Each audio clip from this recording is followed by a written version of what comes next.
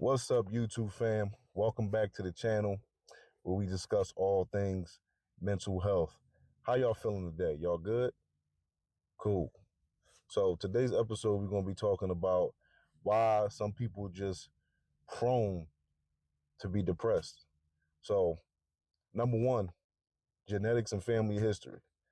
Some people just have a precondition with being uh, depressed, like they're more prone to it. So it might take a little less stress for it to trigger it.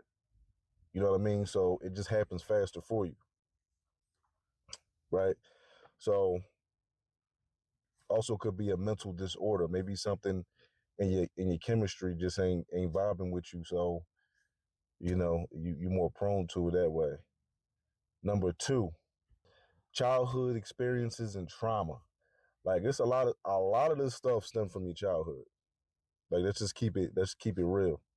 Um, it could be abuse, physical, mental abuse. It could be SA, if y'all know what I mean. Anything, bullying, anything can trigger that. And with our young minds, we tend to hold on to stuff and then let it mold us as we get older. So, um, yeah, so your brain doesn't fully is not fully capable of adapting to some of these things as we can as adults. By the time we reach adulthood, all this stuff is already set in stone in our minds, and then we forget why or how we even picked up these habits and the stuff that kind of like structured our lives. So number three, like growing up in different environments, and different other social factors. So this can be from maybe you had issues with racism, sexism, stuff like that. You know what I mean? Uh, Growing up in a certain part of town, you've seen a lot of stuff you shouldn't be seeing, especially as a young person or as an adult too. But a lot of your environment can really trigger some of these issues. So number four, so your personality plays a part in this, and this go back into how your childhood and how certain things kind of shaped your personality. But some people are just overly sensitive. They could just be overly sensitive. It don't matter what's going on. Anything can just trigger them because of their personality. Just high strung, overly sensitive, and some people have a higher sense of empathy for others, and they take on other people's emotional baggage too.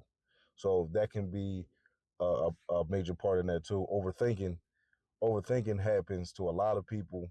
Even if you're not depressed or going through some mental issues, a lot of us overthink. So that can also just be a major trigger into depression and other stuff like that. So number five, chemistry. Your chemistry can be off, whether it's from food, alcohol, your eating habits, your lifestyle, anything of that nature can definitely throw your chemistry off, and that causes a whole bunch of issues. We'll get into how chemistry affects depression in another video. So number six. So this goes back to your environment coming up. Um, the way your parents treated you or whoever was, adults around you, whatever, how they treated you, how they managed your emotions and stuff like that.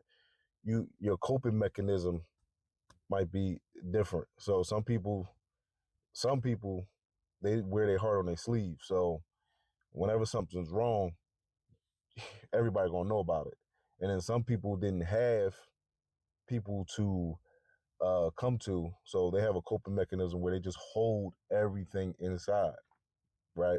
So now that triggers overthinking, that triggers eating different foods or eating sugary foods or fatty foods or for comfort, and that just causes the chemical reactions all over again.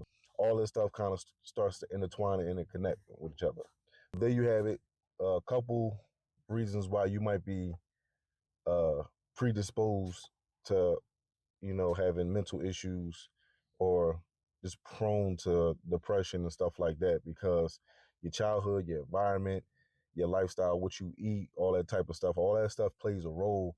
Your genetics, your DNA, all that stuff get passed down too.